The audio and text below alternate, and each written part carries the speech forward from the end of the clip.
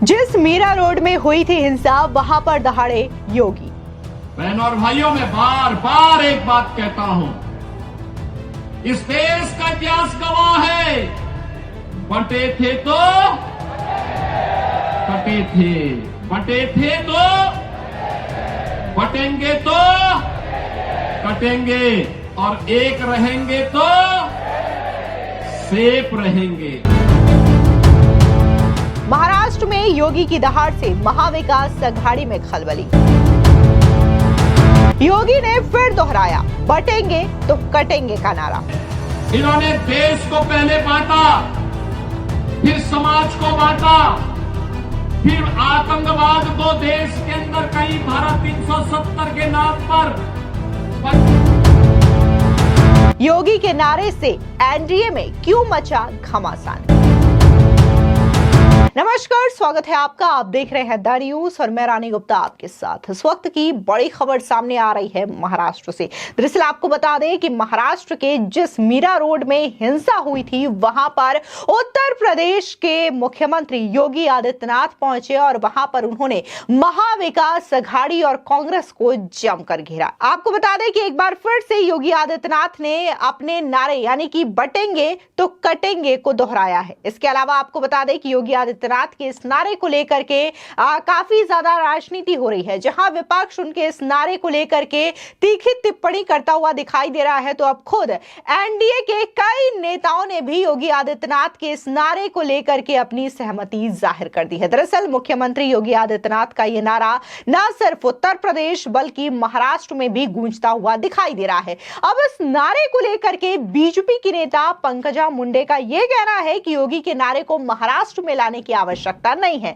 तो वहीं महाराष्ट्र के डिप्टी सीएम और एनसीपी प्रमुख अजीत पवार ने भी अपनी बात कही है और उनका कहना है कि मुसलमानों की भावनाओं को ठेस नहीं पहुंचने देंगे। इसके अलावा बीजेपी के ही राज्यसभा सांसद अशोक चौहान ने भी योगी आदित्यनाथ के इस नारे को लेकर के आपत्ति जाहिर की है और उनका कहना है कि महाराष्ट्र के चुनाव में बटेंगे तो कटेंगे नारे का कोई मतलब ही नहीं है। दरअसल आपको बता दें कि योगी आदित्यनाथ महाराष्ट्र के मीरा भाईंदर विधानसभा क्षेत्र में पहुंचे। यहां पर उन्होंने महाविकास अघाड़ी और कांग्रेस पार्टी पर एक एक करके निशाना साधा। इतना ही नहीं, उन्होंने एक बार फिर से अपना नारा दोहराया, जिसको लेकर के जम करके राजनीति देखने को मिल रही है। इसके अलावा योगी आदित्यनाथ ने आर्टिकल 370 को लेकर के भी कांग्रेस पर बड़ा हमला किया और साथ ही प्रधानमंत्री मोदी के कार्यकाल में किस तरीके से भारत का विकास हो रहा है, इस बात को भी लेकर के उन्होंने क्या कुछ कहा है, सुनिए।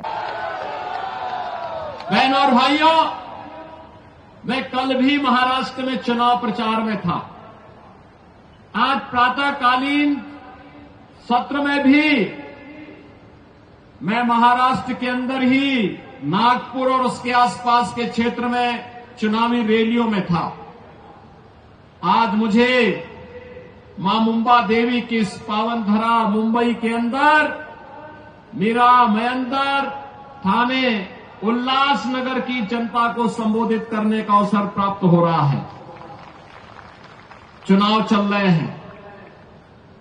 एक ओर दुनिया के सबसे लोकप्रिय और यशस्वी नेता प्रधानमंत्री मोदी जी के नेतृत्व में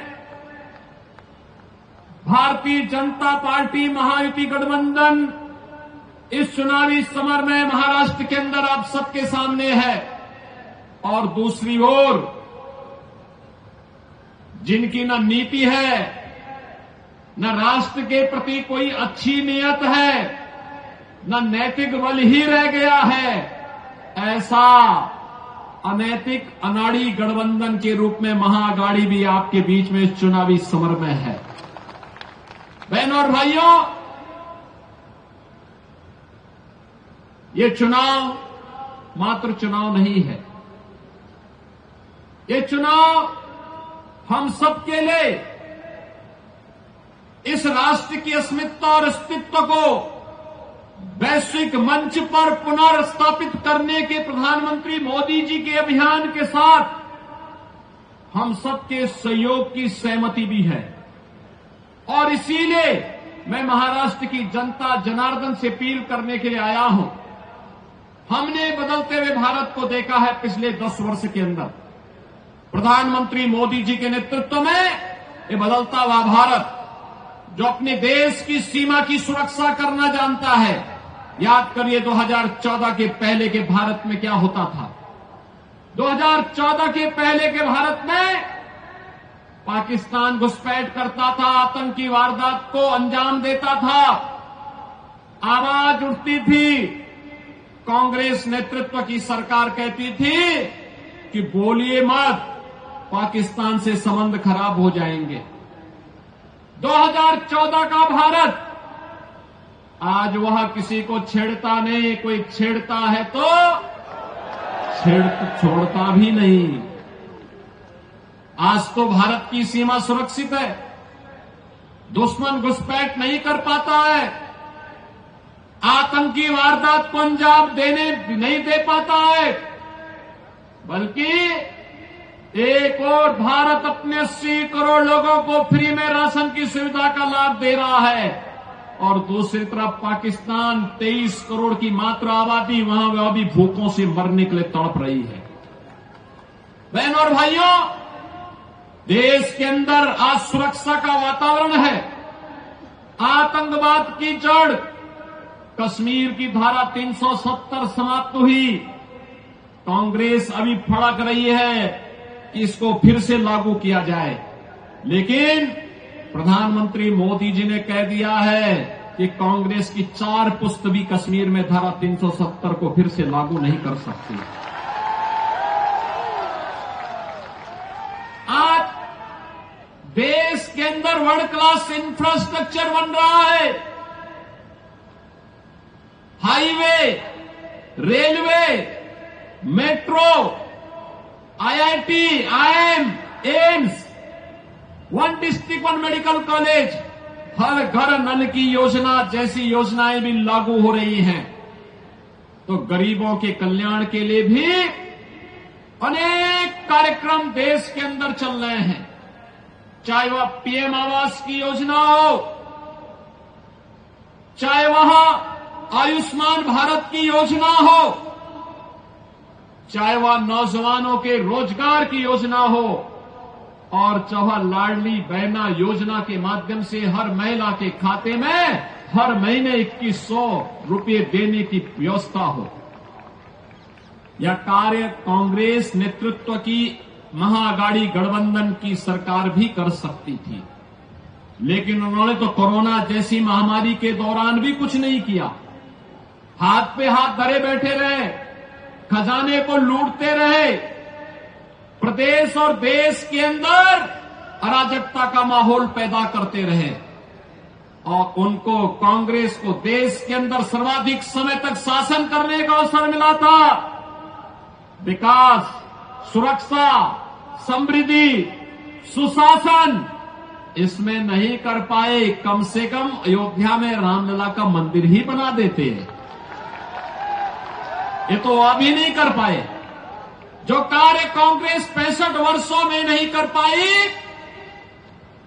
भारतीय जनता पार्टी की डबल इंजन की सरकार ने मोदी जी के नेतृत्व में मात्र 2 वर्ष के अंदर उत्तर प्रदेश के अंदर भगवान राम के मंदिर का निर्माण का कार्य कराते हुए भगवान राम को फिर से अयोध्या धाम में विराजमान कर दिया।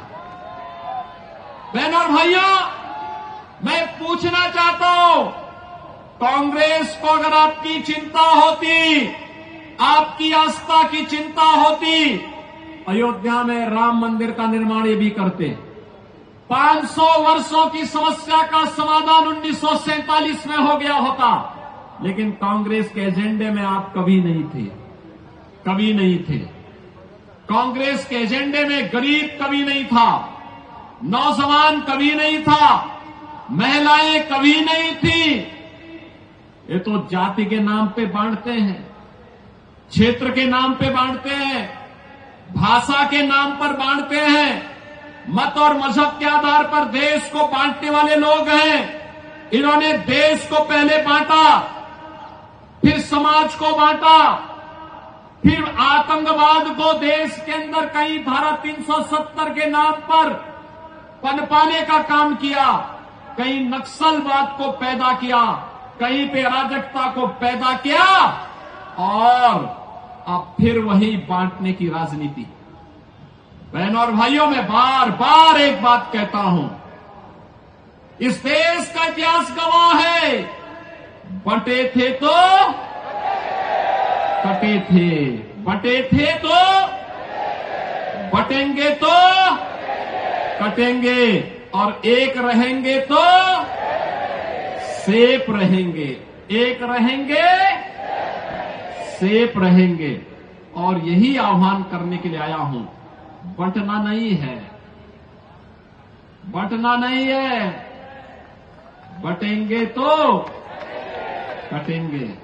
और इसलिए एक रह करके महायुति गठबंधन के नेतृत्व में भाजपा या शिवसेना या एनसीपी के जो भी उम्मीदवार प्रधानमंत्री मोदी जी के नेतृत्व में महाराष्ट्र के अंदर इस चुनावी समर में है, उन्हें विजयी बना करके भेजना है। और महायुति की भाजपा नेतृत्व और शिवसेना एनसीपी की सरकार महाराष्ट्र के अंदर फिर से बना के लेके आना है।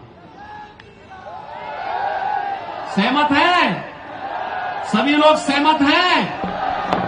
मैं उल्लासनगर के बहनों और भाइयों से भी कहना चाहूंगा कि उल्लासनगर में मुझे आना था, लेकिन नागपुर और उसके आसपास के क्षेत्रों में इतनी सभाएं थी कि मैं समय से नहीं पहुंच पाया। और मैं उनसे भी अपील करूंगा, यह समय देश को एकजुट करने का है। यह समय एक भारत श्रेष्ठ भारत की परिकल्पना को प्रधानमंत्री मोदी जी के नेतृत्व में आगे बढ़ाने का है।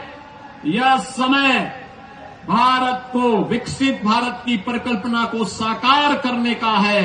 और यह कार्य केवल और केवल भारतीय जनता पार्टी,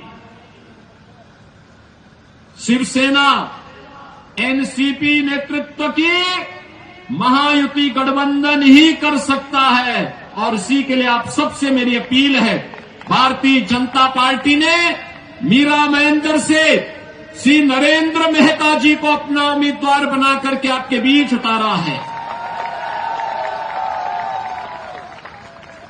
श्री प्रताप सरनाईक को शिवसेना उम्मीदवार के रूप में थाने मीरा महेंद्र से शिवसेना महायुति गठबंधन के उम्मीदवार के रूप में आपके बीच में उतारा गया है।